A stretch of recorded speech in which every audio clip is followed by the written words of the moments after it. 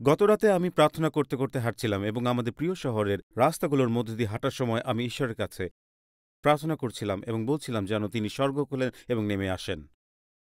আমি শুধুমাত্র উৎসুক হয়ে উঠেছিলাম, কারণ আমি কিছু গাইতে চাচ্ছিলাম প্রার্থনার উপর ভিত্তি করে কোনো গান। আমি রিকার্ডো বা করিমের সঙ্গে কথা বলিনি, এও বলিনি যে হেই পি বা আর দিয়ে শুরু হওয়া যে কোনো গান গাও বা এ ধরনের কোনো নির্দেশনা দেইনি। তাই যখন আমি প্রার্থনা করতে করতে হাঁটছিলাম, আমি পার্কের একটি বেঞ্চে বসে থামলাম এবং আমি সত্যি গুগলে প্রার্থনার গান খুঁজছিলাম এবং একটি জনপ্রিয় খ্রিস্টিয়ান ওয়েবসাইট আমার সামনে আসলো এবং যা আমাকে অবাক করল তা হলো সাইটটি শীর্ষ 15টি গানের তালিকা দিয়েছিল। তার মধ্যে 12 বা 13টি গানই 50 বছর আগের লেখা। 50 বছর আগে। Leaning on the everlasting arms, sweet hour of prayer, tell it to Jesus, what a friend we have in Jesus. The Lord's Prayer, Take my life and let it be, এই গানগুলোর মধ্যে প্রায় সবই উল্লেখ করা হয়েছিল। মাত্র 2-3টি গান আধুনিক যুগের ছিল, যা আমাকে অবাক করেছিল। তা হলো এই পুরনো গানগুলোই আমরা আজও গাই, অথচ প্রার্থনা নিয়ে নতুন গান এখন আর তেমন লেখা হয় না। উদাহরণস্বরূপ I need the same god, এই ধরনের গান এখন আর কেউ লেখে না, কারণ প্রার্থনার গান এখন খুব একটা তৈরি হয় না। এখানে এমন কোনো গান নাই যা বলে চলুন আমরা ঈশ্বরের কাছে কান্না করি, চলুন মধ্যস্থতা করি। এমন কোনো গান এখন আর লেখা হচ্ছে না যা স্বর্গের দ্বার খুলে দেওয়ার চাবি হয়ে ওঠে। তবে আমি অত্যন্ত কৃতজ্ঞ এই জায়গার ইতিহাসের জন্য, যেখানে ডেভিড উইলকারসন এবং কার্টার কনলিন ছিলেন প্রার্থনার মানুষ, এমন মানুষ যারা অন্যদের প্রার্থনার জন্য আহ্বান করতেন, এমন মানুষ যারা হাঁটু গেড়ে সময় দিতেন। মনে হচ্ছে আজ আমরা অন্য কোনো উপায় খুঁজে বের করার চেষ্টা করছি স্বর্গকে নামানোর জন্য, এবং শুধু আমি আপনাদের বলছি স্বর্গ কোনোভাবেই নেমে আসে না যতক্ষণ না একটি মণ্ডলী প্রার্থনা শুরু করে। যিশু প্রথমে কেঁদে বলেছেন আমরা চাই ঈশ্বর নেমে আসেন, কিন্তু এরপর 7ম পদে যিশু বিলাপ করেছেন কিন্তু আমাদের মধ্যে কেউ নেই যে তার হৃদয়কে প্রার্থনার জন্য জাগিয়ে তুলবে। এটাই তিনি বোঝাতে চেয়েছেন। তিনি বলেছেন হে ঈশ্বর স্বর্গ বিদীর্ণ করে নেমে আসুন, কিন্তু তারপর 7 পদে তিনি প্রশ্ন করেন কিন্তু কে আছে যে প্রভুর কাছে ডাকছে, কে তার হৃদয়কে জাগিয়ে তুলছে? স্বর্গ বিদীর্ণ হওয়ার ঘটনা আসে একজন প্রার্থনাশীল মানুষের মাধ্যমে। মণ্ডলী এটা কখনো ভুলবেন না, একটি জাতিকে তাদের পায়ে দাঁড় করাবার জন্য দরকার একটি মণ্ডলী যারা আবার তাদের হাঁটু পেতে প্রার্থনা করবে। এই কারণেই ঈশ্বর আজ আমাদের ডেকেছেন। মহাজাগরণ, সবচেয়ে মহাজাগরণের ইতিহাসবিদ জে এডুইন ওর তিনি বলেছেন ইতিহাসে এমন নিশ্চুপ কোন পুনরুজ্জাগরণের কথা নেই যা প্রার্থনা দিয়ে শুরু হয়নি। যতক্ষণ প্রার্থনা না থাকে ততক্ষণ কোনো জাগরণ ঘটে না, এবং সেই কারণেই আজকে যা আমরা পেয়েছি তা বিপজ্জনক। কয়েক মুহূর্তের জন্য চ্যালেঞ্জ জানাতে চাই, এবং আমি চাই বিশ্বব্যাপী সেসব নেতৃবৃন্দ আজকে আমাদের সাথে দেখছেন তারা আমার কথা শুনুন। একটি প্রার্থনাহীন মণ্ডলী বিকল্প এবং কিছু ভিন্ন খুঁজে নেয়। একটি প্রার্থনাহীন মণ্ডলী বিকল্প এবং ভিন্ন কিছু খুঁজে নেয়। দেখুন, যখন আপনার পরিবারে প্রার্থনা হারিয়ে যায় তখন ঈশ্বরের লোকেদের মধ্যে প্রার্থনা হারিয়ে যায়। আমি আপনাদের প্রথমে যে বিষয় বলতে চাই তা হলো আপনি যখন প্রার্থনাহীন হয়ে পড়েন তখন প্রথমে যে জিনিসটি আপনি হারান তা হলো শক্তি।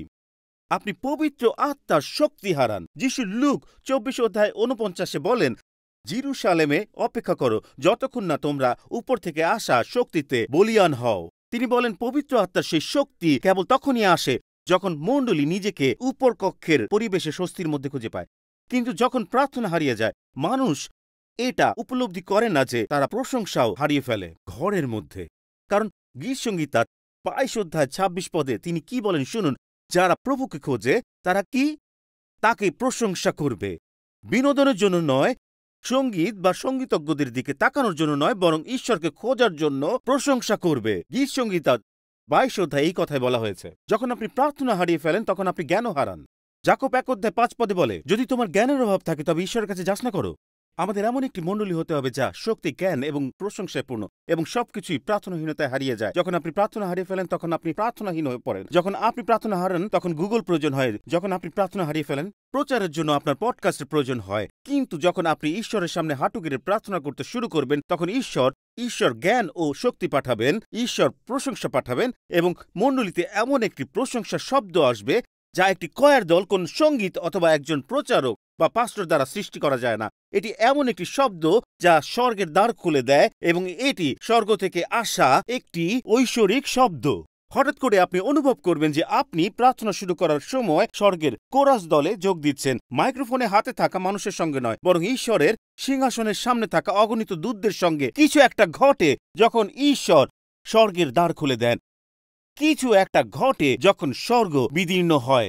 যখন প্রার্থনা হারিয়ে যায় আমি লক্ষ্য করেছি যে মণ্ডলীতে পরামর্শ দেওয়ার চাহিদা বেড়ে যায়, কারণ তখন হঠাৎ করে আপনার উদ্ধারের পরিবর্তে পরামর্শকের প্রয়োজন হয়। দেখা যায় প্রশংসার জন্য উপকরণ লাগে, প্রচারকরা কেবল বক্তা হয়ে যান আর অভিষেকের জায়গা দখল করে নাটকীয়তাগুলো। এবং আমি শুধু এটা বলতেই এসেছি, আমাদের দরকার একটি প্রার্থনাশীল মণ্ডলী, আমাদের দরকার একজন প্রার্থনাশীল মানুষ, আমাদের দরকার এমন কিছু লোক যারা বলবে, হে ঈশ্বর, স্বর্গ বিদীর্ণ করুন এবং আরেকবার নেমে আসুন এবং আমাদের দেশ এবং আমাদের জাতি এবং বিশ্বের প্রতিটি দেশে কিছু করুন। যিশু মথি 21:13 বলেছেন, আমার ঘর কি নামে পরিচিত হবে? কোনো ঘর নয়, এমনকি কোনো প্রশংসার ঘরও নয়, উপাসনার ঘরও নয়, এমনকি প্রচারের ঘরও নয়। এটি একটি প্রার্থনার ঘর এবং আমরা তার ঘরকে এমন সব কিছুর জন্য ব্যবহার করছি যা প্রার্থনা ছাড়া অন্য কিছুকে আকর্ষণ করে। আর এ কারণেই আমাদের মণ্ডলীতে প্রার্থনার জন্য সংগ্রাম করতে হবে, আমাদের প্রার্থনা করার জন্য লড়াই করতে হবে। A.B. মায়ার 19বিংশ শতাব্দীর এক মহান প্রচারক এভাবে বলেছেন, এটা ভুলবেন না। তিনি বলেছেন, জীবনের সবচেয়ে বড় দুঃখজনক ব্যাপার হল অপ্রাপ্ত উত্তর নয়, বরং অপ্রকাশিত প্রার্থনা। এটি তখন ঘটে যখন আমরা আর প্রার্থনা করি না। তিনি বলেন, সমস্যাটি উত্তরহীন প্রার্থনা নয়, বরং যখন প্রার্থনা করা হয় না। আমি একটি গল্প পড়ছিলাম বিখ্যাত পেশাদার গল্ফ খেলোয়াড় আর্নল্ড পামারের সম্পর্কে, যিনি সৌদি আরবে একাধিক প্রদর্শনী ম্যাচ খেলেছিলেন এবং তার খেলা শেষে সৌদি আরবের রাজা আর্নল্ড পামারের দক্ষতায় এতটাই মুগ্ধ হয়েছিলেন যে তিনি তাকে একটি উপহার দিতে চাইলেন। আর্নল্ড পামার, যিনি নিজেই একজন ধনকুবের, তার অসংখ্য মাস্টার জয় রয়েছে, আছে সকল ধরনের জয় এবং বিজ্ঞাপনের মাধ্যমেও তিনি প্রচুর সম্পদ অর্জন করেছিলেন। তিনি রাজাকে বলেছিলেন, তিনি বললেন, এটা সত্যি প্রয়োজনীয় নয়, আমি আপনার দেশের মানুষের সঙ্গে দেখা করতে পেরে এবং এখানে খেলে আমি খুবই উপভোগ করেছি, কিন্তু আমার জন্য রাজার কাছ থেকে কোনো উপহারের প্রয়োজন নেই। এই কথায় রাজা খুবই অসন্তুষ্ট হলেন, কারণ রাজা উপহার দিতে না পারলে সেটিকে তার জন্য অসম্মানজনক মনে করেন। পামারকে জানানো হয়েছিল, আপনাকে রাজার কাছ থেকে উপহার গ্রহণ করতেই হবে। তখন পামার বুদ্ধিমানের মতো নিজের সিদ্ধান্ত পুনর্বিবেচনা করলেন এবং বললেন, আচ্ছা, তাহলে কেমন হয় যদি আমাকে একটি গল্ফ ক্লাব দেওয়া হয়, এখানে একটি চমৎকার স্মৃতিচিহ্ন হিসেবে থাকবে। গল্পটি অনুসারে রাজা এতে এতটাই আনন্দিত হয়েছিলেন যে পরের দিন একজন বেয়ারা পামারের হোটেল রুমে একটি গল্ফ ক্লাব পৌঁছে দিলেন। কিন্তু এটি একটি সাধারণ গল্ফ ক্লাব ছিল না, এটি ছিল একটি গল্ফ কোর্সের মালিকানার দলিল, যা ছিল একটি যুক্তরাষ্ট্রের গল্ফ ক্লাব। এতে যা ছিল তা ছিল একটি ক্লাবের মতো, যেখানে ছিল অনেক বিল্ডিং, ছিল 18টি হোল, গাছগাছালি, আরও অনেক কিছু। রাজা পামারকে একটি পুরো গল্ফ কোর্স বা কান্ট্রি ক্লাব উপহার দিয়েছিলেন। আমি যখন এই গল্পটি পড়লাম তখন আমি ভাবছিলাম, গল্পটির মূল শিক্ষাটা কি? প্রতিবার যখন আমি প্রার্থনা করি, আমি রাজার উপস্থিতিতেই থাকি এবং আমি শুধু এটা বলতে চাই, এবং যখন আপনি রাজার উপস্থিতিতে থাকবেন, বড় কিছু চাওয়া উচিত। ঈশ্বরকে বলুন যেন তিনি স্বর্গ বিদীর্ণ করেন এবং নেমে আসেন এবং তার আত্মায় আরও একবার যেন সিক্ত করে দেন। হালেলুয়া। ম্যাক্স লুকাডো এভাবে বলেছেন, তিনি বলেন, প্রার্থনার শক্তি শুধুই প্রার্থনাকারীর মধ্যে নয়, বরং সেই সত্তার মধ্যে যিনি প্রার্থনাটি শোনেন। তিনি সেই সত্তা যিনি আমাদের দুর্বল প্রার্থনাগুলো গ্রহণ করে মহান এবং শক্তিশালী কাজ করতে পারেন। তাহলে যদি আমাদের এমন কিছু থাকে যা আমাদের আরও ভালো করার জন্য চেষ্টা করতে হবে, তা হলো এই অর্থাৎ প্রার্থনা। কারণ আমরা এমন এক রাজার বিষয়ে কথা বলছি এবং আমি আপনাদের সাথে দুটি অংশ নিয়ে সহভাগিতা করতে চাই, যেখানে আমি একটি গভীর বিশ্লেষণ করব এবং এটি আমাদের জন্য আজ একটি আহ্বান এবং চ্যালেঞ্জ বয়ে আনবে। শুরুতে যে বিষয়টি থাকবে তা হলো হালেলুয়া, এবং তারপর আপনি কোনো বাধার সম্মুখীন হতে পারেন এবং যা আমাদের রাজার সাথে কথা বলার পথে বাধা সৃষ্টি করতে পারে। তাই আমি আপনাদের সাথে দুটি অংশ শেয়ার করতে চাই। আমি চাই কিছুক্ষণের মধ্যে আমরা গীত 65 অধ্যায় দেখব। এটাই সেই কারণ যে কারণে আমরা প্রার্থনা করি। যখন আমরা মণ্ডলীতে পুনরায় প্রার্থনাকে পুনরুদ্ধার করতে শুরু করি, এরপর আমি শেষ করব প্রথম রাজাবলী 20 অধ্যায় দিয়ে, যা প্রার্থনা করতে আহ্বান জানায়। পরীক্ষার আগে প্রস্তুতি। আমি আপনাকে বলতে চাই, বাইবেলে আমি ঈশ্বরের যে নাম আমার প্রিয় নাম বলে মনে করি সেটি সম্পর্কে আমি কোরাস দলকে গাইতে শুনছিলাম, মাই গড ইজ অসাম। কি অসাধারণ একটি গান! আমার ত্রাণকর্তা, আমার নিরাময়কারী। এবং যখন তারা মাই প্রোভাইডার গাইতে শুরু করল, সেই সমস্ত নাম শুনে আমি গভীরভাবে আশীর্বাদিত বোধ করলাম। কিন্তু যত মহানই হোক না কেন, এই নামগুলো তার চেয়ে অধিক কিছু। গীতসংহিতা 65 অধ্যায়ে ঠিক দাউদের প্রশংসা ও আরাধনার মাঝে ঈশ্বর কে এবং তার জন্য একটি নাম সম্পর্কে অসাধারণ কিছু আমার দৃষ্টি আকর্ষণ করল এবং আমি বললাম, এটা ঈশ্বরের জন্য আমার প্রিয় নাম। তিনি একজন মুক্তিদাতা, যার জন্য আমি ঈশ্বরকে ধন্যবাদ জানাই। তিনি একজন নিরাময়কারী। কজন এমন আছেন যারা তাকে নিরাময়কারী হিসেবে অভিজ্ঞতা করেছেন? আর ঠিক যেমন আমরা গিয়েছি তিনি একজন শৃঙ্খল ভঙ্গকারী, আপনার জীবনে এমন কজন আছেন যারা কোনো শৃঙ্খল থেকে মুক্তি পেয়েছেন? আমি শুধু এইটি বলতে চাই, আমি ঈশ্বরকে ধন্যবাদ জানাই, তিনি একজন ত্রাণকর্তা, তিনি আমার মুক্তি, আমার জ্ঞান। তবে আমি বলছি, দাউদ যখন ঈশ্বরের প্রশংসা করছিলেন, ঠিক সেই সময় তিনি সম্ভবত বুঝতেও পারেনি যে তার প্রশংসার মধ্যে তিনি প্রার্থনা সম্পর্কে একটি বিপ্লবাত্মক কথা বলবেন। এটা প্রায় এমন মনে হচ্ছিল যেন দাউদ প্রশংসা করছেন আর তার পাশে কেউ বিস্ময় বলছে, অসাধারণ। শুনুন, দাউদ তার গীত সংহিতা 65 অধ্যায় 1 পদে কি বলছেন? দাউদ বলেছেন প্রশংসা, এবং আমরা পরে আবার ফিরে আসব কেন তিনি বলেছেন প্রশংসা তোমার জন্য অপেক্ষা করছে। একটি অনুবাদে বলা হয়েছে আমাদের প্রশংসা অপেক্ষা করছে। এখানে একটি প্রত্যাশা বা আগ্রহ অনুভূত হয়, কারণ আমরা জানি যে একটি উদ্দীপনাপূর্ণ জয়ধ্বনি আসতে চলেছে। তিনি বলেন, হে ঈশ্বর, সিওনে তোমার জন্য প্রশংসা অপেক্ষা করছে। এই হচ্ছে আমার প্রিয় নাম। তুমি সেই যে প্রার্থনার উত্তর দাও। আমি আপনাদের বলছি, অন্য সব নাম একপাশে রাখুন, জেনে রাখুন যে তিনি সেই ঈশ্বর যিনি প্রার্থনার উত্তর দেন। আমার হৃদয়ে যেন লাফিয়ে লাফিয়ে উঠল। আমার ভিতর থেকে একটি মাত্রই শব্দ তা করেছে, তুমি সেই যে প্রার্থনার উত্তর দাও। এটি একটি বিশেষণ ধর্মী বাক্যাংশ যা তুমি শব্দটিকে গভীরভাবে ব্যাখ্যা করে। আর এখানে দ্বিতীয় অংশটি হল এটি একটি ঈশ্বরের একটি গুণাবলীকে চিহ্নিত করে। দাউদ কেবল ঈশ্বর বলেই তাকে সম্বোধন করেননি, বরং তিনি বলেছেন, তুমি যিনি প্রার্থনার উত্তর দেন। আমি বলছি, এটাই এখন আমার নতুন প্রশংসার শব্দ। আমি শুধু বলি, তুমি সেই যে প্রার্থনার উত্তর দাও। এটা আমাকে অনুপ্রাণিত করে। চলুন এখনই একটা তুমি বলে প্রশংসা ছুড়ে দিই, যিনি প্রার্থনার উত্তর দেন। হালেলুয়া! এবং এজন্যই তিনি প্রথম অংশে তিনি বলেছেন আমাদের প্রশংসা এখন থেমে আছে, আমাদের প্রশংসা অপেক্ষায় রয়েছে। কারণ আমরা জানি 2 পদে এটি পরিষ্কার করা হয়েছে, তুমি যিনি প্রার্থনার উত্তর দেন। এমনকি আমাদের প্রচারকেরও দরকার নেই, আমাদের সঙ্গীতেরও দরকার নেই, কারণ আমাদের ভিতরে যথেষ্ট প্রশংসা তৈরি হয় যখন আমরা উপলব্ধি করি তুমি প্রার্থনার উত্তর দাও। কারণ সুধীজন এবং যারা কখন প্রার্থনা করেননি বা উত্তর পাওয়ার অভিজ্ঞতা নেই, আমি বলছি তারা প্রশংসা ও আরাধনার একটি গুরুত্বপূর্ণ অংশ মিস করেছেন। অসাধারণ কিছু ঘটে যখন আপনি বলেন, তিনি আমাকে সুস্থ করেছেন, তিনি আমাকে মুক্তি দিয়েছেন, তিনি আমাকে রক্ষা করেছেন, তিনি আমাকে পথ দেখিয়েছেন, তিনি আমাকে বাঁচিয়েছেন, ট্রেনে রক্ষা করেছেন, তিনি সত্যি মহান। এটা একটি বেশি ব্যক্তিগত হয়ে গেল মনে হয়। তুমি যে প্রার্থনার উত্তর দাও। হালেলুয়া! এই পদটি এতটাই অসাধারণ এবং গুরুত্বপূর্ণ যে এর ব্যবহারিক প্রয়োগে না গেলে সেটিকে সম্মান না দেওয়ার মতো হবে। আমি বারবার ভেবেছিলাম সমস্যাটা ঈশ্বরের উত্তর দেওয়া নয়, বরং সমস্যাটা হচ্ছে ঈশ্বরের লোকদের প্রার্থনা না করা। সমস্যা এটি নয় যে ঈশ্বর প্রার্থনার উত্তর দেন না, এমন নয়, আমরাই প্রার্থনা করি না। এটি কতটা দুঃখজনক ব্যাপার যে আমাদের একজন ঈশ্বর আছেন যিনি প্রার্থনার উত্তর দেন, কিন্তু তার লোকেরা প্রার্থনা করে না। এমন একজন ঈশ্বর আছেন যিনি প্রার্থনার উত্তর দেন, কিন্তু আমরা প্রতিদিন অন্য কাজে নিয়ে ব্যস্ত থাকি।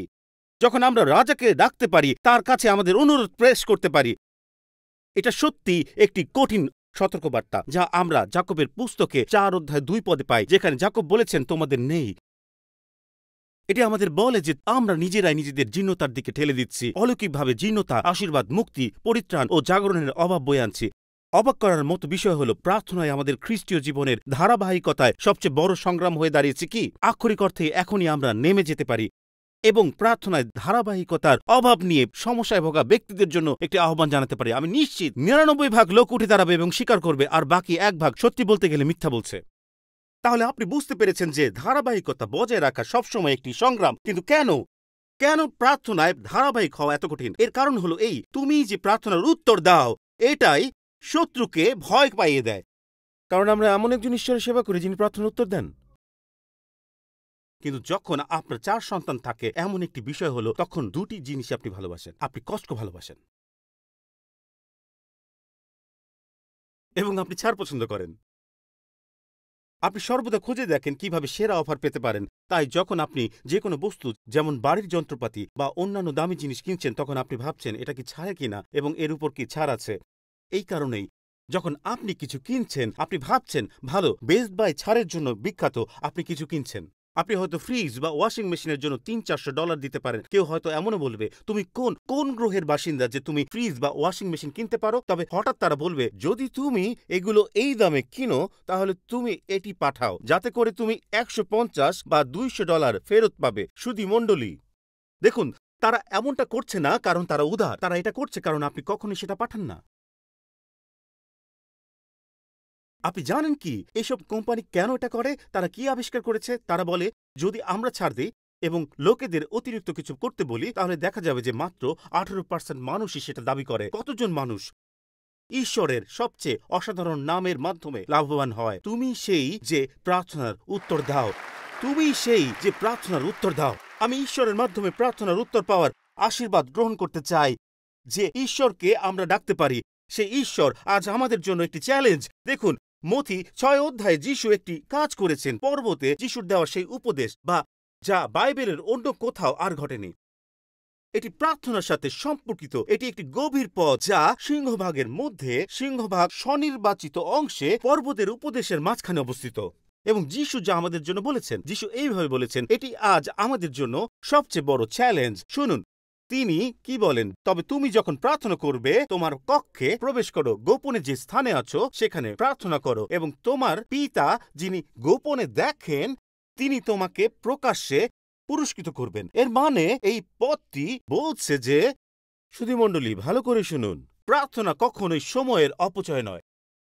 এটি আপনি সর্বদা করবেন এবং ঈশ্বর সর্বদা তাদের পুরস্কৃত করবেন যারা এগিয়ে যাবে। কিন্তু এখানে যা চমৎকার, এই পথটি আবার দেখুন। কিন্তু যখন তুমি প্রার্থনা করো, তোমার ঘরে ঢুকে যাও, তুমি প্রার্থনা বন্ধ করার পর তোমার স্বর্গীয় পিতার কাছে প্রার্থনা করো, যিনি গোপনে রয়েছেন, এবং তোমার পিতা যিনি গোপনে দেখেন তিনি প্রকাশ্যে পুরস্কৃত করবেন। মণ্ডলী, প্রস্তুত আছেন তো? এখানে যা আশ্চর্যজনক তা হলো, এটি বাইবেলের একমাত্র পথ যেখানে এক বচন সর্বনাম ব্যবহার করা হয়েছে।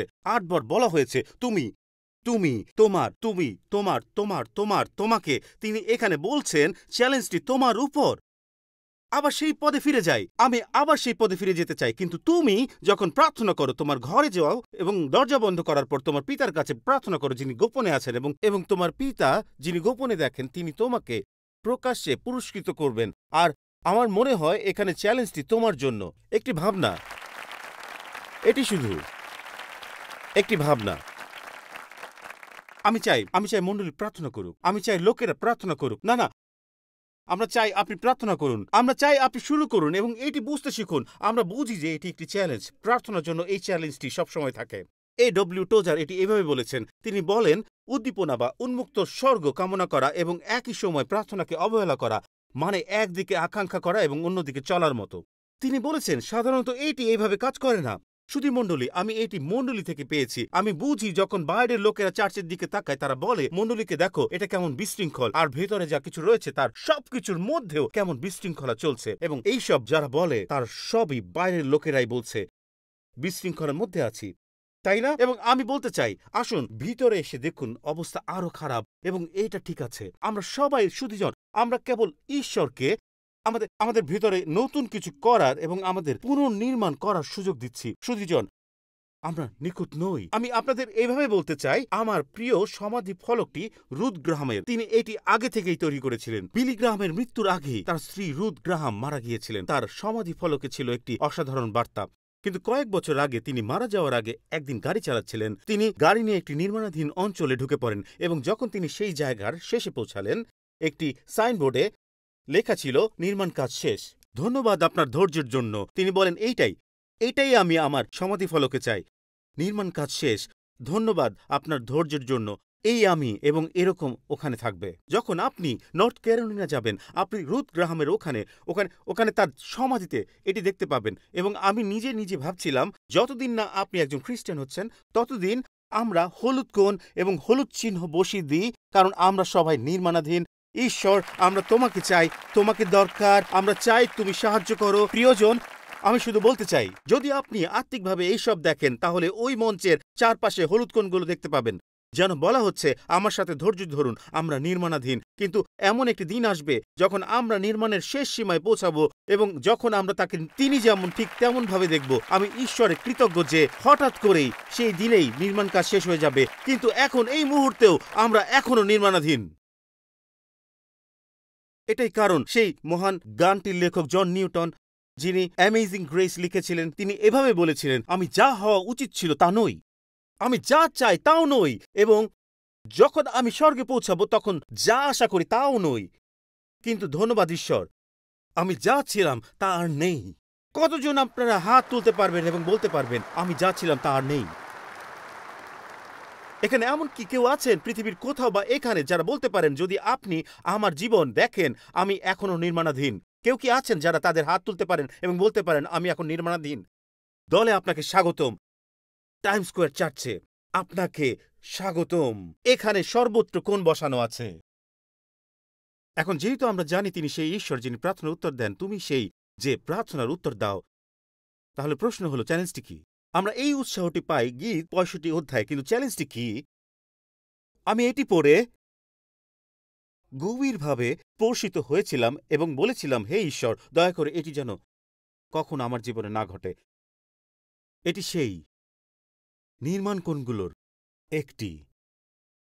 সুসমাচার প্রচারক ফ্রান্সিস চ্যান এই কথাটি বলেছেন। তিনি বলেন, আমাদের সবচেয়ে বড় ভয় ব্যর্থ হওয়া যাবে না, বরং জীবনের এমন জিনিসে সফল হওয়া যার সত্যিকারের অর্থে কোনো মূল্য রাখে না। এই কথাটির দিকে এক মুহূর্ত তাকান, এটি একটু গভীরভাবে উপলব্ধি করুন। আমার সবচেয়ে বড় ভয় হল জীবনের এমন বিষয়গুলো সফল হওয়া যা সত্যি কোনো গুরুত্ব বহন করে না।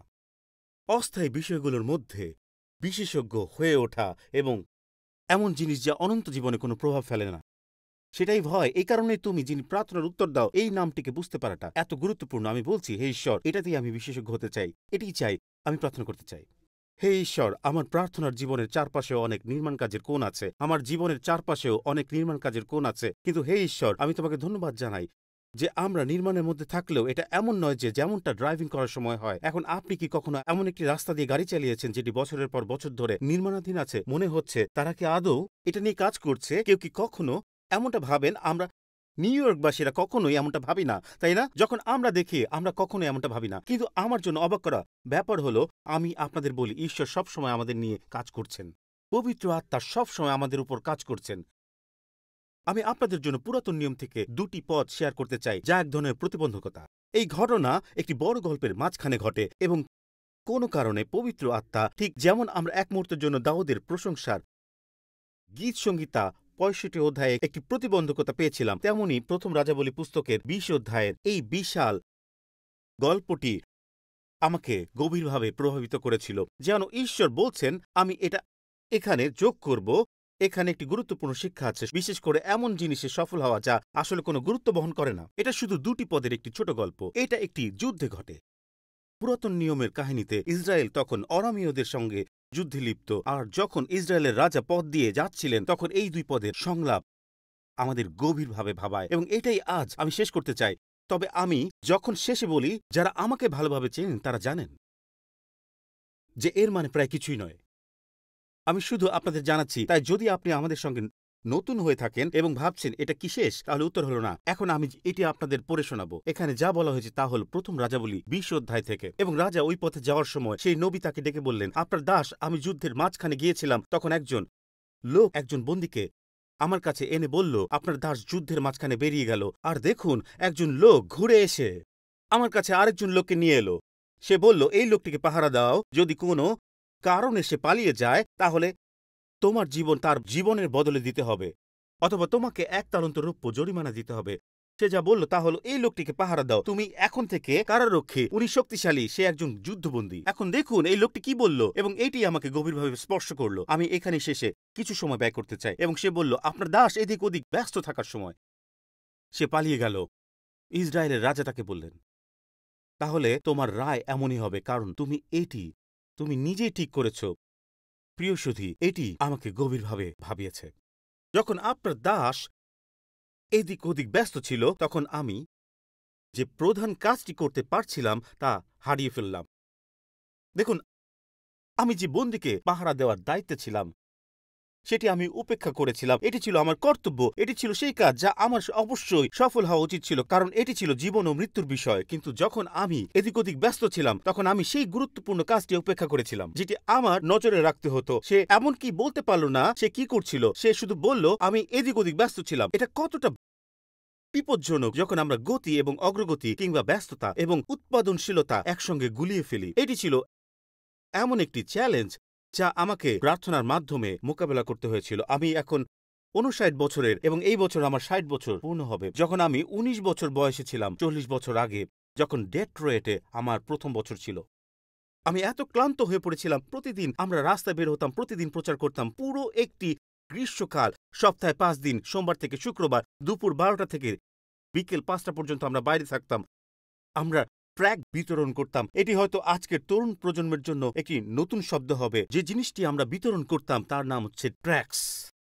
কতজন মনে করতে পারেন ট্র্যাক কি? না, এটি ট্রেনের ট্র্যাক নয়।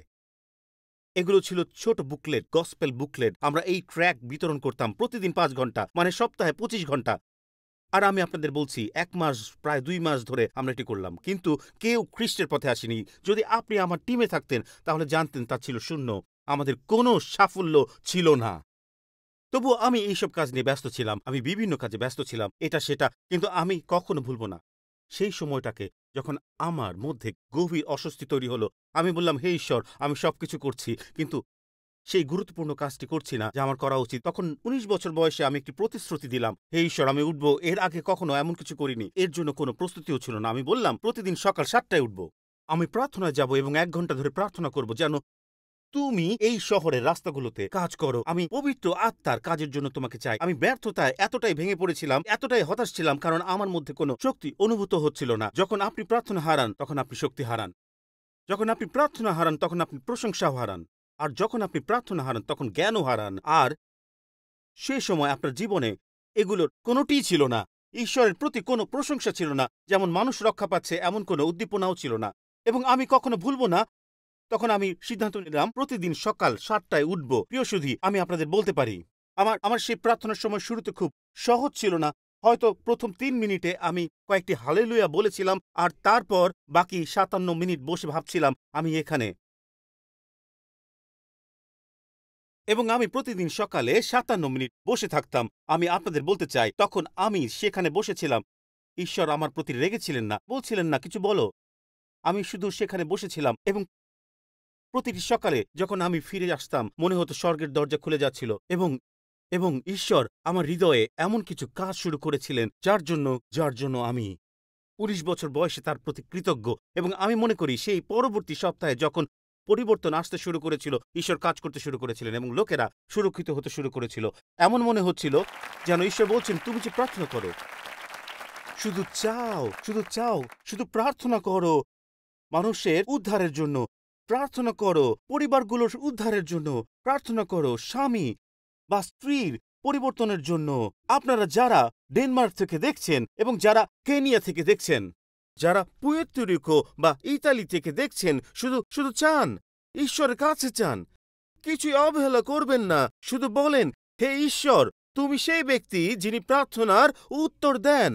প্রশংসা অপেক্ষা করছে, প্রশংসা এই বাড়িতে দাঁড়িয়ে হাঁটুর উপর অপেক্ষা করছে সেই ঈশ্বরের জন্য যিনি প্রার্থনার উত্তর দেন, যাতে তিনি আমার পরিবারের মধ্যে, আমার অসুস্থ শরীরে, আমার অবাধ্য সন্তানের মধ্যে, আমার কাজের শয়তান সুপারভাইজারের মধ্যে উপস্থিত হন। এমন কিছু করুন যা আমি করতে পারি না, কারণ যখন আমি আমার হাত একসঙ্গে জোর করি, এটা যুদ্ধের ঘোষণা। এবং আমি বলি, আমি আমার বাড়ি, আমার বিয়ে, আমার জীবন, আমার মন, এমনকি কোনো বিশৃঙ্খলা থাকতে দেব না। তবে আজ আমি আমার হাততালি দেই ঈশ্বরের পক্ষে উন্নত বিশ্বাস রেখে। এটি ছিলেন মহান খ্রিস্টিয়ান মনোরোগ বিশেষজ্ঞ ডক্টর জেমস ডবসন। তিনি বলেছিলেন, যদি শয়তান আপনাকে পাপ করাতে না পারে তবে সে আপনাকে ব্যস্ত রাখবে, এবং তা প্রায় একই জিনিস। সুধীজন, এটা দেখুন, যান আপনার ফোন বের করুন, আমার দিকে তাকাবেন না, ফোন বের করে একটা টুইট করুন। কারণ এটি এটি এটি গুরুত্বপূর্ণ। এটাই সেই জায়গা যেখানে মানুষ ভুল করেছিল। সে এতটাই ব্যস্ত হয়ে পড়েছিল যে প্রার্থনার জীবন হারিয়ে ফেলেছিল, যে সে নজরদারি করা হয়ে ওঠা, এই বন্দীকে নজরদারি করার সুযোগ হারিয়েছিল। আমি এত ব্যস্ত হয়ে পড়েছিলাম যে পরিচর্যায় আমি তখনও প্রার্থনাও করিনি। তবে আমি খুব কৃতজ্ঞ যে ঈশ্বর আমাকে অল্প বয়সে নিজের পথে নিয়ে এসেছিলেন, কারণ আমাদের লক্ষ্য ব্যস্ত থাকা নয়, বরং সময়কে পুনরুদ্ধার করা। এটাই যা ঈশ্বর আমাদের করতে বলেছেন। শুনুন, আমরা আমাদের জীবনকে গুছিয়ে নিই সময়কে উদ্ধার করার মাধ্যমে। আমরা বিশেষজ্ঞ হয়ে উঠি, অথবা আমরা যেটিতে সেরা হওয়া উচিত সেটিতে সেরা হয়ে উঠি যখন আমরা সময়কে উদ্ধার করতে পারি। শুনুন, ইফিসীয় 5:16 সময়কে উদ্ধার করো। কেন? কারণ দিনগুলো শয়তান। অথবা নিউ আমেরিকান স্ট্যান্ডার্ড এভাবে বলে, তোমাদের সময়ের সর্বোত্তম ব্যবহার করো, কারণ দিনগুলো শয়তান। আপনি জানেন, যখন আমি এই বিষয়ে ভাবি, কিং জেমস সংস্করণে এটি সময়কে উদ্ধার করা বলে। আমি ভাবছিলাম আমি কিভাবে সময়কে উদ্ধার করব, কিভাবে এমন বিষয়গুলোতে বিশেষজ্ঞ হব না যা আসলে গুরুত্বপূর্ণ নয়। দেখুন, একটু গভীরভাবে দেখুন, ভাবুন, কেন প্রেরিত পৌল সেই উদ্ধার শব্দটি ব্যবহার করবেন, যা আমরা ক্রুশ এবং যিশুর মৃত্যুর সাথে সম্পর্কিত করব। কেন তিনি এমন একটি গুরুত্বপূর্ণ এবং শ্রেষ্ঠ শব্দটি নেবেন? আমি এটিকে ঠুনকো শব্দ বলবো না, কিন্তু তিনি কেন তিনি এতটা আকর্ষক শব্দ উদ্ধার ব্যবহার করবেন? আমরা বলি, মেষ শাবকের রক্ত দ্বারা আমরা উদ্ধারকৃত, কিন্তু কেন তিনি এটিকে সময়ের সাথে সম্পর্কিত করবেন? কারণ প্রেরিত পৌল আমাদের দেখিয়েছিলেন যে ঈশ্বর আমাদের যে কয়েকটি বছর দিয়েছেন, আমরা সেগুলোর সাথে কি করি। এত মূল্যবান যে তিনি বলেন, এটি অপচয় করো না, এটি উদ্ধার করো। এর একটি মূল্য রয়েছে। এটি এমন একটি মূল্য যা আপনাকে দিতে হবে, কারণ উদ্ধার শব্দের অর্থই তাই। এখানে কেউ এমন একজনের কথা বলে যে দাসত্ব থেকে কাউকে মুক্ত করতে মূল্য পরিশোধ করে। উদ্ধার মূল্য রয়েছে। এটি মূল্যবান, এবং তাই আমি দ্রুত আপনার কাছে কিছু পয়েন্ট শেয়ার করতে চাই। প্রার্থনার মাধ্যমে সময় উদ্ধার করা এবং নিশ্চিত করা যে আমরা এমন জিনিসে বিশেষজ্ঞ হয়ে উঠছি না যা আসলে গুরুত্বপূর্ণ নয়। আমি যদি কোথাও সফল হতে চাই, তবে প্রিয়জন, আমি সত্যি মন থেকে বলছি, আমি প্রার্থনায় সফল হতে চাই। কেন? কারণ তিনি সেই জন যিনি প্রার্থনার উত্তর দেন। এটাই কারণ আমি প্রার্থনা করতে চাই। এ কারণেই তা আমি করি। এটাই আমার দায়িত্ব। যখন আমি পড়লাম, আমি বললাম, তিনি মুক্তিদাতা, তিনি যোগানদাতা, তিনি এমন একজন ঈশ্বর যিনি ত্রাণকর্তা, তবে তিনি প্রার্থনার উত্তর দেন। তাই আমি যা শিখেছি তা হলো এই 3টি বিষয় লিখে রাখুন। আমি দ্রুত বলবো, যদিও দ্রুত বলার অর্থ সবসময় দ্রুত নয়। তাহলে চলুন শুরু করি। এটি দ্রুত করব, আমার কোনো তাড়া নেই। আমি দ্রুত করছি। 1 নম্বর, ঈশ্বরকে প্রথমে রাখুন। দিনটির একটি অংশ নয়, তাকে প্রথমে রাখুন। দেখুন, ঈশ্বরের বিষয় সপ্তাহে একদিনের জন্য কাজ করে না। এটি শুধুই ধর্ম। আর যখন প্রিয়জনেরা, এই কারণেই বাইবেল আমাদেরকে যিশুর সঙ্গে সম্পর্ককে বিয়ের মতো উল্লেখ করে। আমরা হচ্ছে কনে আর তিনি হচ্ছেন বর। বন্ধুরা, ভাবুন তো, যদি আমি কেবল রবিবারে সিন্ডির সঙ্গে কথা বলতাম, তাহলে আমাদের সম্পর্ক কেমন হতো? হ্যাঁ, সেই সময় আমার চারপাশে আরো বেশি নির্মাণের কোণ আছে। আমার চারপাশে ডাক্তার এবং সার্জন রয়েছেন। আপনি ঈশ্বরের সঙ্গে সম্পর্ক রাখতে পারবেন না যদি কেবল রবিবারে কথা বলেন। সেটি একটি ধর্ম বলে আমাকে সপ্তাহে 2 ঘন্টা দাও। সম্পর্ক বলে আমরা প্রতিদিন কথা বলি এবং আমরা যোগাযোগ শুরু করি। সেদিন আমি আমার ফোনে কথা বলছিলাম। আমরা সিন্ডি এবং আমি কয়েকদিনের জন্য শহরের বাইরে ছিলাম, এবং আমরা আমাদের এক সন্তানের একটি অনুষ্ঠানে ছিলাম। আর আমি আমার ফোনের দিকে তাকাচ্ছিলাম। আমি দেখছি ফোনের ব্যাটারি লাল হয়ে যাচ্ছে, সেই মৃতপ্রায় মুহূর্ত। যখন এটি লাল হয়ে যায় এবং আপনি ভাবছেন আর বেশি সময় বাকি নেই, আর ব্যাটারি দ্রুত শেষ হয়ে যাচ্ছিল এবং কিছুক্ষণের মধ্যেই ফোন বন্ধ হয়ে গেল, তখন আমাকে চার্জার খুঁজতে হলো ফোনটি আবার চালু করতে এবং স্বাভাবিক অবস্থায় ফেরানোর জন্য। তবে মজার বিষয় হলো, আমি আগের দিন ফোনটি চার্জ করেছিলাম, কিন্তু কোনো কারণে রাতে এটি পুরোপুরি চার্জ হয়নি। আর আমি যা করার চেষ্টা করলাম তা হলো, আগের দিনের চার্জ দিয়ে চলতে চেয়েছিলাম। ফোনে যত বেশি আপনি কথা বলবেন, দ্রুত চার্জ শেষ হয়ে যায়। আগের দিনের চার্জ দিয়ে ফোন কাজ করে না। আমাকে প্রতিদিন রাতে এটি চার্জে লাগাতে হয়, যাতে ফোনটি পুনরায় শক্তি পায় এবং আমি যোগাযোগ করতে ও যা করা উচিত তা করতে পারি। 2 দিন আগের চার্জ দিয়ে ফোনটি আগের দিনের কাজ করতে পারবে না। প্রতিদিন ফোনটি শক্তি সংগ্রহের প্রয়োজন হয়। আমাদের জীবনেও একইভাবে শক্তি সংগ্রহের প্রয়োজন হয়। আপনারা রবিবার চার্জ করেন এবং আশা করেন যে এটি বাকি 6 দিন কাজ করবে। আমি আপনাদের কিছু বলতে চাই। কিছু হয়তো আপনি ভাবছেন এটা কোথায় যাচ্ছে, আর এখন হয়তো ভাবছেন, ও ঠিক আছে। এখন আমি শুধু বলতে চাই, কারণ কিছু মানুষ রবিবারে চার্জ করতে যান। হে ঈশ্বর, আমি তোমাকে ভালোবাসি, তুমি মরিয়ম এবং অব্রাহামের ঈশ্বর, তুমি দাউদের ঈশ্বর এবং পাথরের ঈশ্বর। এখন আমি এই মুহূর্তে আপনাদের কিছু কথা বলি। আমার কথা শুনুন। এটা যেন না হয় যে আপনি শুধুমাত্র রবিবারে অব্রাহামের ঈশ্বরকে ডেকে থাকেন। আপনি সোমবারেও তাকে ডাকবেন, কারণ রবিবারে চার্জ যদি শেষ হয়ে যায়, আমি আপনাকে বলছি আপনার সোমবারে নতুন চার্জের প্রয়োজন এবং আপনাকে মঙ্গলবারে আবার চার্জ করতে হবে। আপনাকে প্রতিদিন সকালে উঠতে হবে। হে ঈশ্বর, আমাকে স্বর্গের সঙ্গে সংযোগ করিয়ে দাও। আমাকে শুনতে হবে যে ঈশ্বর আমার সাথে কি বলছেন। ধন্যবাদ যে তিনি এখানে যা করেছেন, কিন্তু আমার তাজা কিছু প্রয়োজন যা আমি পেয়েছি তা। প্রিয় সুধী, শুনুন, আমরা আমাদের অ্যাপল ফোনে খুব বেশি মনোযোগ দিই। তারপর আমরা মনোযোগ দিই ঈশ্বরকে। গীত সংহিতা 65 অধ্যায় 2 পদ তাই বলে, হে ঈশ্বর, তুমি সেই যে প্রার্থনার উত্তর দিয়ে থাকো। হালেলুয়া।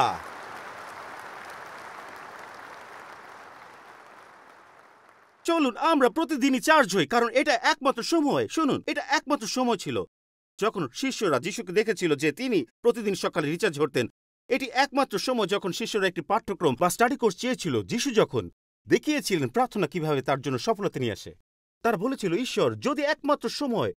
যখন তারা এই শব্দগুলো বলেছিল, তখন যিশু একটি নির্দিষ্ট স্থানে প্রার্থনা করছিলেন এবং যখন তিনি শেষ করলেন, প্রার্থনা শেষে একজন শিষ্য খুবই বুদ্ধিমত্তার সাথে বলেছিলেন, প্রভু আমাকে বাকি শিক্ষাটুকু দিন, আমাদের প্রার্থনা করতে শেখান। খুবই বুদ্ধিমান। জানেন তিনি তাদের কি বললেন? প্রতিদিন এটি কিভাবে করতে আমাদের শেখান। আমাদের প্রতিদিন একটি নতুন স্পর্শ প্রয়োজন। সুধীজন, আমাকে প্রতিদিন সকালে এটি করতে হয়। আমাকে প্রতিদিন চার্জ করতে হয় এবং বলতে হয়, হে ঈশ্বর, আমি এমন এক সময়ে পৌঁছেছিলাম যখন আমি কিছু লোককে দেখছিলাম যারা বলছিল, আমি কি কাজের আগে আপনার সাথে কথা বলতে পারি? আমরা কি আগে দেখা করতে পারি? তখন তারা বলতো, আপনি কি আমার সাথে এই সময় সকাল দেখা করতে পারবেন? আমি বলতাম আমি পারবো না। আর তার জিজ্ঞেস করতো কেন? আমি বলতাম আমার সাক্ষাৎকার আছে। তারপর একদিন একজন লোক আমাকে 3 বার প্রশ্ন করলো, আমরা কি সকালে দেখা করতে পারি? আমি বললাম, একই সময়ে আমার একটি সাক্ষাৎকার রয়েছে। এবং সে 3য় বারের মতো আমাকে জিজ্ঞেস করলো, আপনি প্রতিদিন সকালে কাদের সাথে দেখা করছেন? আমি বললাম, তার সাথে যিনি প্রার্থনার উত্তর দেন। আমি বললাম, তুমি আমার সাথে দেখা করতে চাও, কিন্তু যদি আমি তার সাথে দেখা না করি, তাহলে তুমি আমার সাথে দেখা করতে চাইবে না। আমি বললাম, তুমি পুরোপুরি ভুল ভাবছো। তুমি মনে করো তুমি আমার সাথে দেখা করতে চাও, কিন্তু তোমার উচিত তার সাথে কথা বলা। ঈশ্বরকে প্রথমে রাখো, অংশ হিসেবে নয়। আমি এখন কিছু বাদ দিতে যাচ্ছি। কটা বাজে? আচ্ছা, বাদ দিচ্ছি না, ঠিক আছে। বলতে চাই এখন 11:40, আমাদের সময় আছে। আমাকে শুধু 10 মিনিট দিন, 10 মিনিট দিন, ঠিক আছে? আমি আমি আমি এই সম্পর্কে কিছুটা দ্বিধায় পড়েছিলাম, এখানে রাখবো কিনা এই নিয়ে, কিন্তু আমি আপনাদের বলবো এটি আমাকে সাহায্য করেছে। দ্বিতীয় বিষয়টি হবে সংক্ষিপ্ত এবং তৃতীয় বিষয়টি হবে, এর মানে কিছুই না। এটি নম্বরটি যা আমি সত্যি দেখেছি, আমি এটিকে সত্যি বের করতে চেয়েছিলাম, কিন্তু আমি বললাম, প্রভু না, এটি আমাকে সাহায্য করেছে। এবং আমি এটি লিখেছিলাম বিষয়গুলো শুরু নয়, কিন্তু শেষটি দেখুন। আমাকে একটু সময় দিন তা ব্যাখ্যা করতে, কারণ আমি এটি নিয়েছি উপদেশক পুস্তক থেকে। অনেক মানুষ কিছু বিষয়ে তাড়াহুড়ো করে, কারণ শুরুতে তা ঝলমলে এবং সবাই তা করছে। তবে ঈশ্বর চান আপনি 5 বা 10 বছর পরে কি হবে তা দেখতে পান এবং বলেন এটি সত্যিই গুরুত্বপূর্ণ হবে 10 বছর পর। আমার সত্যি ফ্যান্টাসি ফুটবল কমিশনার হয়ে খুব ভালো লাগছে। এটা কি সত্যি গুরুত্বপূর্ণ যে আমি একজন এক্সপার্ট পিকল বলে? কিছু মানুষ হয়তো এভাবে ভাববে, কেন পিকল বল? কারণ আমি এটা খেলি না, তাই আমি এভাবে বলতে চাই। তাই এইসব কিছু খারাপ বা শয়তানের মতো এমন কিছু নয়, কিন্তু এগুলোর মধ্যে বিশেষজ্ঞ হয়ে যেও না, এবং যেগুলো সত্যি গুরুত্বপূর্ণ সেগুলো বাদ দিয়ে যেও না। আপনাকে এগুলোর মধ্যে ঝাঁপিয়ে পড়া থেকে বিরত থাকতে হবে। আমি যা বলতে চাই তা হল, সলোমন, যিনি পৃথিবীতে সবচেয়ে ধনী ব্যক্তি ছিলেন, তার কোনো জবাবদিহিতা ছিল না। তার কাছে সব ধরনের সম্পদ ছিল, এবং এই তার বিখ্যাত শব্দ যা তিনি শেষে ব্যবহার করেছেন, যা হল সবকিছুই অসার। এটি একটি গুরুত্বপূর্ণ শব্দ, কারণ তিনি বলেননি যে সবকিছু মূর্খ বা অনর্থক। তিনি বলেছেন সকলই অসার। এখন বন্ধুরা, অসার শব্দটির অর্থ ব্যাপক। হিব্রু ভাষা খুবই বৈচিত্র্যময়, এবং আমি আপনাকে দেখাতে চাই এই শব্দটির আসল অর্থ কি, এই যা হৃদয়ে ছিল। পুরাতন নিয়মের ধর্মতত্ত্ব শব্দ ভাণ্ডার বইতে এটি এইভাবে বর্ণনা করে। হিব্রু ভাষার অসার শব্দটি ছিল একটি চিত্রকল্প, যেখানে একটি বালতি একটি কূপে ফেলা হয়, এবং যখন এটি উপরে তোলা হয় তখন ওতে কিছুই থাকে না। এটা হলো আপনি সমস্ত কাজটি করছেন, সবকিছু সংগ্রহ করছেন, এবং যখন শেষ পর্যন্ত উপর তুলছেন তখন কিছুই নেই। প্রিয়জন, সলোমন যে কথা বলছিলেন তা হলো, আমি সবকিছু করেছি যা আপনি কল্পনা করতে পারেন এবং প্রতিটি বালতি ছিল খালি। শুধু এক মুহূর্তের জন্য আমার দিকে তাকান। আপনি যখন কোনো যাত্রা শুরু করবেন তখন আপনি নিশ্চিত হন যে বালতিতে কিছু আছে। যদি আপনি কাজটি করতে যাচ্ছেন তবে আপনাকে নিশ্চিত হতে হবে যে যখন তা উপরে উঠবে তখন সেখানে পানি থাকবে। এবং আমি আপনাকে বলছি, প্রতিদিন সকালে আপনি যখন ঈশ্বরের কাছে কাঁদবেন, আমি বলছি একটি বালতি উপরে উঠে আসবে, আপনি পূর্ণ হয়ে যাবেন সমস্ত কিছু যা ঈশ্বরের কাছে আছে। এবং যা ঈশ্বরের কাছে আছে তা প্রতিদিনের কঠোর পরিশ্রমের জন্য মূল্যবান। প্রতিটি মুহূর্ত, প্রতিটি সকালে আপনি যে প্রার্থনা করবেন তা হলো একটি ভালো বালতি। প্রিয়জনেরা, এটি একটি ভালো বালতি। শুধু যখন আপনি মণ্ডলীতে আসেন, আপনি জানেন পাস্টর প্যাট্রিক এবং আমি এই বিষয়টি নিয়ে কথা বলেছিলাম। আমি আপনাকে এটা বলতে চাই, যখন আপনি এখানে প্রার্থনা করতে আসবেন, মঙ্গলবারে আমাদের প্রি সার্ভিস থাকে, কিন্তু যখন আপনি রবিবারে আসবেন আপনি বলতে চাইবেন না এটি একটি ভালো বালতি। আপনি কি কখনো আগে পৌঁছান? আপনারা বেদিতে প্রার্থনা করতে শুরু করতে পারেন। প্রার্থনা শুরু করুন, এখানে নেমে যান এবং শুধু শুরু করুন। তাহলে আপনাকে ভাবতে হবে, ঠিক আছে, তাহলে আমার ফোন চেক করা এবং মেসেজ পাঠানো কি আরো ভালো হবে? হেই, কি খবর, তুমি কোথায়? আমি জন, আসুন। আপনি কি গির্জায় নেই? কেন আপনি উঠে প্রার্থনা শুরু করছেন না? কেমন হবে প্রতি রবিবারে হঠাৎ করে আপনি ভাবুন, আমি এখানে বসে মেসেজ পাঠাচ্ছি না, আমি শুধু তাকিয়ে থাকছি না, আমি নিচে এসে প্রার্থনা করতে যাচ্ছি সে পর্দা ওঠানোর আগে। আমরা গিয়ে বলবো এটা একটি ভালো বালতি, চলুন সেই বালতিটি নামিয়ে দিই এবং উঠে আসি। কতজন এর জন্য প্রস্তুত আছেন বলুন? আমরা শুরু করব এবং বলবো এটা আমাদের জন্য একটি ভালো বালতি। শেষ কথা, মিউজিশিয়ানরা আসুন, এটি বাস্তব, আমি আপনাদের বলছি, এটি সংক্ষিপ্ত, ঠিক আছে। তৃতীয়ত, যখন আপনি প্রার্থনা করেন আপনি ঈশ্বরকে আপনার জীবনের প্রতিটি ক্ষেত্রে আমন্ত্রণ জানাচ্ছেন। আপনি ঈশ্বরকে সবকিছুতে আমন্ত্রণ জানাচ্ছেন। এটি ব্যাখ্যা করতে হবে, এটি আমার জন্য সত্যি সত্যি গুরুত্বপূর্ণ। আপনি জানেন এটি ছিল এটি পৌল বলেছিলেন, সময়কে উদ্ধার করুন কারণ দিনগুলো মন্দ। সময় উদ্ধার করুন। এটি এটি এটি প্রতিটি দিনকে মূল্যবান করে তোলা, ঘণ্টাকে মূল্যবান করে তোলা, মুহূর্তকে মূল্যবান করে তোলা। এবং যখন ঈশ্বর জড়িত থাকেন, আমি আপনাকে বলছি, সেখানে শক্তি, প্রশংসা, জ্ঞান আছে। এখানে সব আছে যা ঈশ্বর প্রদান করে। একটি নাম যা মণ্ডলীর ইতিহাসে হারিয়ে গেছে। আমি প্রতিটি যুবককে বলবো, তার বইগুলো, তার জীবনী, যদিও সে বই লেখেনি, তবে তার বিশ্বাসের জীবনী আমাকে অসীমভাবে চ্যালেঞ্জ করেছে। এবং তিনি ব্রিস্টল, ইংল্যান্ডে একটি অনাথ আশ্রম প্রতিষ্ঠা করেছিলেন, আর তার নাম ছিল জর্জ মুলার। জর্জ মুলারকে বিশ্বাসের মহান ব্যক্তি হিসেবে বিবেচনা করা হয়। তার আত্মজীবনীতে তিনি বলেছিলেন, এইটি ছিল যা আমাকে সময় উদ্ধার করার বিষয়ে চ্যালেঞ্জ করেছে। তিনি বলেছিলেন, যদি আমার কাছে একদিনে 5 ঘন্টা কাজ করার সময় থাকে, তবে আমি 1 ঘন্টা প্রার্থনা করে এবং 4 ঘন্টা কাজ করে বেশি অর্জন করতে পারব যদি আমি 5 ঘন্টায় কাজ করি। আপনি শুধু বসুন, আমাকে আমাকে আমাকে এটা চেষ্টা করতে দিন, দেখি আমি কি করতে পারি। আপনি, তারা ওই দিক থেকে দেখছে, তাহলে এটি বলি। মুলার বলেছিলেন যে আমার কাছে যদি 5 ঘন্টা থাকে, এটি পুনরায় বিন্যাস করা যাক, দেখা যাক আমরা এটি পেতে পারি কিনা সৌহার্দ্যপূর্ণ দেখায়। আমার যদি দিনে 5 ঘন্টা থাকে, যদি আমি প্রার্থনা করি, তবে আমি আরও বেশি অর্জন করব এবং 4 ঘন্টা কাজ করেও 5 ঘন্টার বেশি অর্জন করতে পারব। আমি আরেকটি সুযোগ দিতে চাই, আপনাকে আরও কি সুযোগ দিতে চাই। আমি আরো অর্জন করব। ও আমার যিশু, আমি বুঝি বলছি, আপনি আবার দলে আছেন, আপনি আবার দলে আছেন। আমাকে ব্যাখ্যা করতে দিন, আমি বলছি এটা কতটা গুরুত্বপূর্ণ। এটা অবশ্যই মার্ক একটির,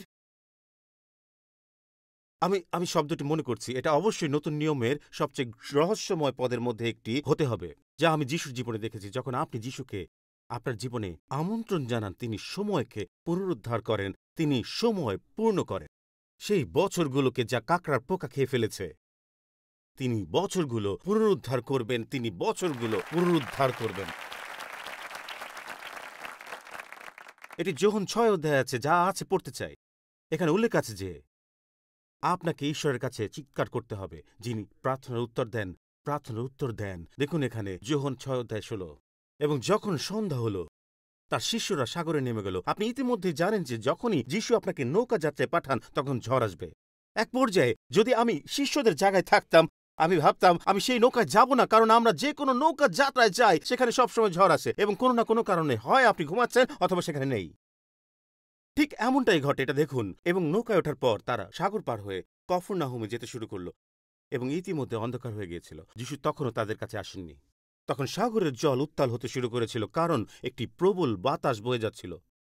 কারণ তারা প্রায় ৩ বা ৪ মাইল যাবার পর তারা দেখল যিশু জলের উপর দিয়ে হাঁটছেন, নৌকার কাছে আসছেন, এবং তারা ভয় পেয়েছিল। কিন্তু তিনি তাদের বললেন, এই আমি, তোমরা কেউ ভয় পেও না। এবার দেখুন প্রিয় দর্শক, কি হলো এখানে। তারা তাকে গ্রহণ করতে ইচ্ছুক ছিল। আরও পদ আসছে, এই পদের দিকে লক্ষ্য করুন। তারা তাকে নৌকাতে বসেই গ্রহণ করতে ইচ্ছুক ছিল। আপনি কি বুঝতে পারছেন কি ঘটছে? তখন তারা তাকে নৌকায় তুলে নেয় এবং সঙ্গে সঙ্গে নৌকাটা তীরে পৌঁছে গেল, যেখানে তারা যেতে চাচ্ছিল। আমি ভাবছি, আচ্ছা, ডান পাশে যারা আচ্ছা, তাদের কাছে বলছি, আপনারা ভালো করেছেন। তারা নৌকায় ছিল এবং তারা নৌকাবাই ছিল, কিন্তু ঠিকঠাক এগোতে পারছিল না। যিশু, আপনি কি আমার মধ্যে আসবেন? আপনি কি আমাদের জীবনে আসবেন? আপনি কি আমার কঠিন সময়ে আসবেন?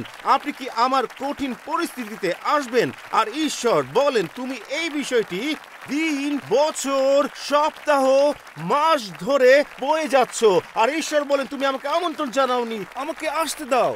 আমি তোমার এই সময় উদ্ধার করব এবং তোমাকে সেখানে নিয়ে যাব যেখানে তোমার থাকা প্রয়োজন।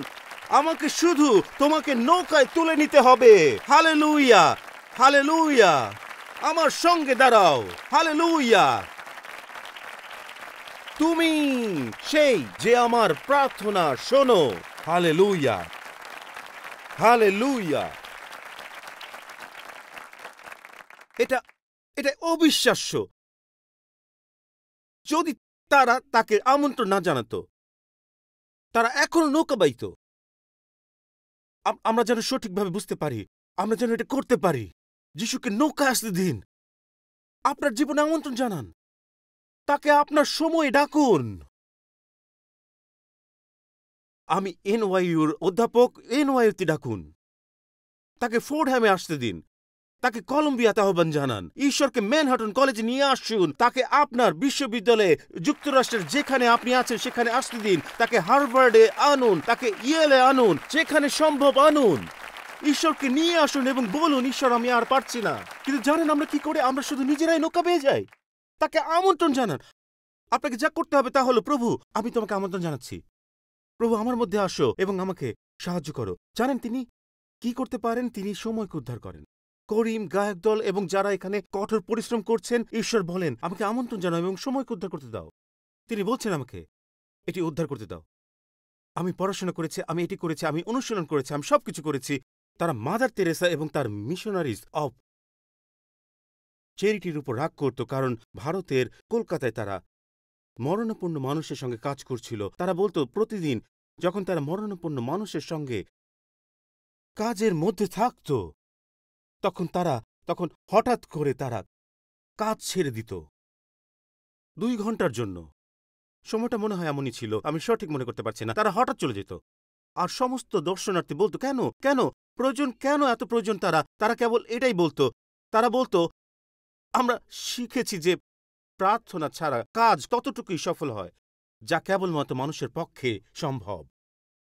আমরা খেতে যাই না, আমরা বিশ্রামে যাই না, আমরা প্রার্থনায় যাই, আর তাই করি যা এই পরিস্থিতিতে শুধুমাত্র ঈশ্বরই করতে পারেন। এটাই ঘটে। জানেন তারা কি বলছিল? যদি আমরা প্রার্থনা না করি, তার মানে হলো আমরা পুরো সময়টা বৈঠা বাইতে থাকব। যদি আমরা ঈশ্বরকে আমন্ত্রণ জানাই, তৎক্ষণাৎ সঙ্গে সঙ্গে নৌকা পারে চলে আসবে, সঙ্গে সঙ্গে শুকনো মাটিতে। সত্যি অবিশ্বাস্য। যখন আপনি এই পথটি দেখেন, তাকে আমন্ত্রণ জানান। বন্ধুরা, দয়া করে শুনুন। অনলাইনে ব্যালকনিতে যারা এনএক্স থেকে শুনছেন, যারা হলরুমে প্রবেশ করতে পারেননি, আপনাদের বলছি, তাকে আমন্ত্রণ জানান। তাকে আপনার জীবনে। আপনাদের মধ্যে কেউ 40, 50, 60 বছর বয়সে কিন্তু এখনো বইটা বাইছেন, আমি ঠিকঠাক করতে যাচ্ছি। জীবন একভাবে চলেই যাবে। আমার সন্তানরা ভালোবাসবে, আমার নাতিরা, তার নাতিরা। ঈশ্বরকে ধন্যবাদ। আর আপনি ভাবছেন এটা হবে সমাধান, কারণ আমি সন্তানদের সাথে ভুল করেছি, আমি কি আমার নাতির সাথে ভুল করছি, আর আপনি এখনো বইটা চালাচ্ছেন। কিভাবে আমি এটি করব? পাস্টর টিম, আপনি আমার জীবনে ঈশ্বরকে নিয়ে আসুন, তাকে আমন্ত্রণ জানান, আপনার জীবনে ডাকুন। আর ঈশ্বর বলেন, আমি সময় উদ্ধার করতে পারি, আমি সময় উদ্ধার করতে পারি। আমি তোমার সময় উদ্ধার করব, কিন্তু আপনি তাকে শুধু অংশ বানাচ্ছেন না, তাকে আগে রাখুন এবং চলুন। আর কোনো খালি বালতি নয়, আমি আর কোনো খালি বালতি পূর্ণ করব না। হে প্রভু, আমি বিশ্বাস করছি এই মুহূর্তে তুমি করবে। আমি বিশ্বাস করছি যে তুমি আমার জীবনে কাজ করতে শুরু করছো। নৌকা হলো আপনার জীবনের প্রতীক। আমি আপনাকে শুধু এটাই জিজ্ঞেস করব, আপনাদের মধ্যে কতজন দিনরাত শুধু বেয়েই চলছেন, কিন্তু আজ এটি বন্ধ হবে। আজ আমাদের জীবনে আমন্ত্রণ জানাব।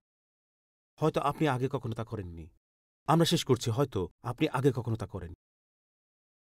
আচ্ছা মার্ক, আপনি আপনি আপনি কি সেই অব্রাহাম মেরি ডেভিড গানটি বাজাচ্ছেন? ঠিক আছে। আচ্ছা, গানটিতে কি অব্রাহামের নাম আছে? তার নাম তো গানটিতে নেই। আচ্ছা, তার থাকা উচিত।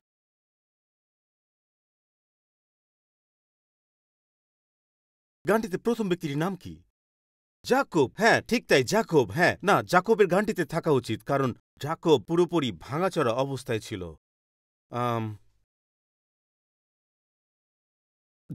জাকবকে তার জীবনে ঈশ্বরকে আমন্ত্রণ জানানো হয়েছিল। ধন্যবাদ ঈশ্বরকে এর জন্য। যা যা সত্যি একটি অলৌকিক ঘটনা, কারণ ঈশ্বর যখন তার নাম অব্রাহাম, ঈশক এবং জাকবের সঙ্গে যুক্ত করেন, সেটা বিস্ময়কর।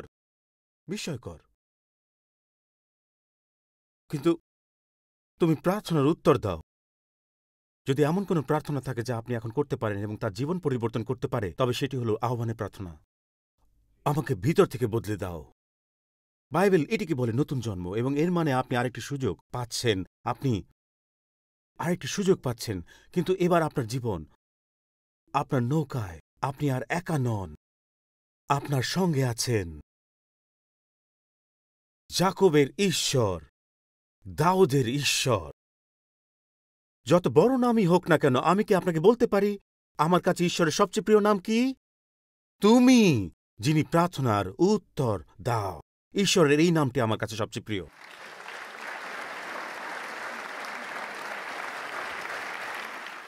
তাকে উত্তর দিতে দিন, তাকে নতুন জন্মের একটি প্রার্থনার উত্তর দিতে দিন, তাকে এই প্রার্থনার উত্তর দিতে দিন, আমার জীবনে এসে আমাকে বদলে দাও। নতুন জন্ম বলতে কি? যেমন আমার জন্ম হয়েছিল, তেমনি যিশু বলেছেন তোমার দ্বিতীয় জন্ম প্রয়োজন। তিনি বলেছেন কেউই স্বর্গের রাজ্য দেখতে পারে না যদি না নতুন জন্ম লাভ করে। যোহন 3:3। যিশু এটাই বলেছেন, আপনার দ্বিতীয় জন্ম না হলে আপনি স্বর্গে যেতে পারবেন না। প্রথমবার আপনি জন্মগ্রহণ করেছেন কোনো হাসপাতালে, হয়তো ধাত্রী বা বাড়িতে, যেখানেই হোক, কিন্তু দ্বিতীয় জন্ম হতে হবে আত্মিক, এবং সেটাই এখনই হতে হবে। আপনি হয়তো একজন ছাত্রছাত্রী, আপনাকে কেউ আমন্ত্রণ জানিয়েছে, হয়তো আপনি অনলাইনে দেখছেন কারণ কেউ আপনাকে লিঙ্ক শেয়ার করেছে, হয়তো আপনাকে কেউ মঙ্গলবার বা বুধবার, হয়তো এটি রবিবারও নয় যখন আপনি বারবাডোস থেকে এটি দেখছেন, আপনি হয়তো এটি দেখছেন দক্ষিণ আফ্রিকা থেকে, কেনিয়া থেকে, ইউক্রেন, রাশিয়া, ইতালি বা ফ্রান্স থেকে, কিন্তু আমরা তাকে আমন্ত্রণ জানাই, আসুন এখন বলি, প্রভু আসো, আমাকে পরিবর্তন করো।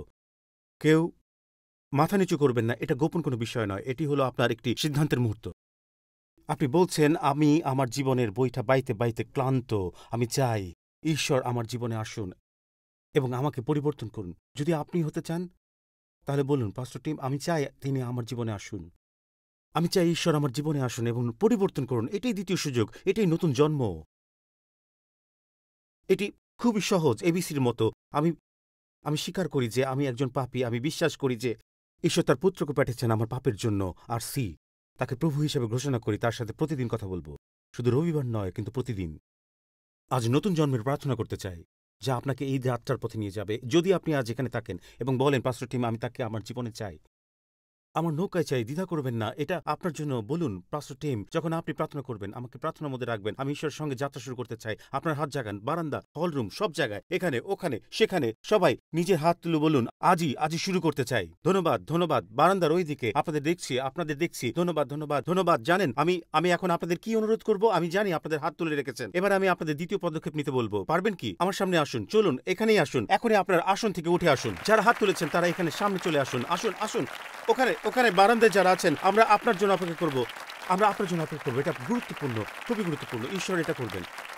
আসুন, আপনার সিট থেকে উঠে আসুন, ঈশ্বর এটা করবেন। ঈশ্বর, আমি খুব খুশি আপনারা এখানে এসেছেন, আমি খুব খুশি যে আপনি আজ এখানে এসেছেন, আমি খুব খুশি। প্রত্যেকে চলুন, দ্রুত আপনার আসন থেকে উঠে আসুন, অপেক্ষা করবেন না। কাউকে অপেক্ষা করতে দেবেন না, শুধু চলে আসুন। আমি আজকে আমার নৌকায় তাকে চাই, আমাকে ভিতর থেকে বাইরে বদলান, এবং এই জন্য ঈশ্বর এটা করবেন। আর হাত তুলেছিলেন কিন্তু আসেননি, তারা তাড়াতাড়ি নিচে আসুন, কারণ ঈশ্বর আজ আপনার জন্য এটি করবেন। আপনারা নেমে আসুন, ঈশ্বর আপনার জন্য এটি করবেন, ঈশ্বর আজ আপনার জন্য এটি করবেন। ঈশ্বর করেছেন, আমরা আপনার জন্য অপেক্ষা করছি। বারান্দায় যারা আছেন, আমরা আপনার জন্য অপেক্ষা করছি, আমরা ঈশ্বরের জন্য অপেক্ষা করব, তিনি এসে এটা করবেন। আমি খুব খুশি যে আপনি আজ এখানে এসেছেন, আমি খুব কৃতজ্ঞ যে আপনি আজ এখানে এসেছেন। কি দারুণ আশীর্বাদের। আসুন নিচে আসুন, পুরো পরিবার আসছে, মা এবং মেয়ে দুজনেই এসেছেন। খুবই ভালো বিষয়, খুবই ভালো, খুবই ভালো, খুবই ভালো। আমি এটা আশীর্বাদের সময় হতে যাচ্ছে। Hallelujah, hallelujah. এটা শুধুমাত্র এটা শুরু। যখন আপনি তাকে পাবেন, আপনি নৌকা চালানো বন্ধ করবেন। এখন আপনি বইটা বাবা বন্ধ করবেন এবং আপনি বলবেন, ঈশ্বর আসুন এবং আমাকে বদলান, আমরা আপনাদের জন্য অপেক্ষা করব। বারান্দা থেকে আপনি নিচে আসছেন, অসাধারণ, অসাধারণ। এখন যেহেতু এই অসাধারণ মানুষগুলো আসছেন, এটি তাদের জীবনের একটি নতুন শুরু, একদম নতুন শুরু। আসুন শুরু করি, আসুন আপনারা নিচে আসুন। আমি খুব খুশি আপনি এখানে আছেন। আপনি সবচেয়ে মহৎ কাজটি করছেন। আর নৌকা বাইতে হবে না, আপনার আর নৌকা বাইতে হবে না, আর দাঁড় টানতে হবে না। এটি একটি নতুন শুরুর শুরু। আমরা কি সবাই একসাথে প্রার্থনা করতে পারি? আসুন আমরা সবাই একসাথে প্রার্থনা করি। বলুন, প্রিয় প্রভু যীশু, আমি বিশ্বাস করি তুমি ঈশ্বরের পুত্র। আমি বিশ্বাস করি ক্রুশের উপরে তুমি আমার পাপ, আমার লজ্জা এবং আমার অপরাধ গ্রহণ করেছ এবং তুমি মরেছ। তুমি আমার জন্য নরকের মুখোমুখি হয়েছ, তাই আমাকে যেতে হবে না।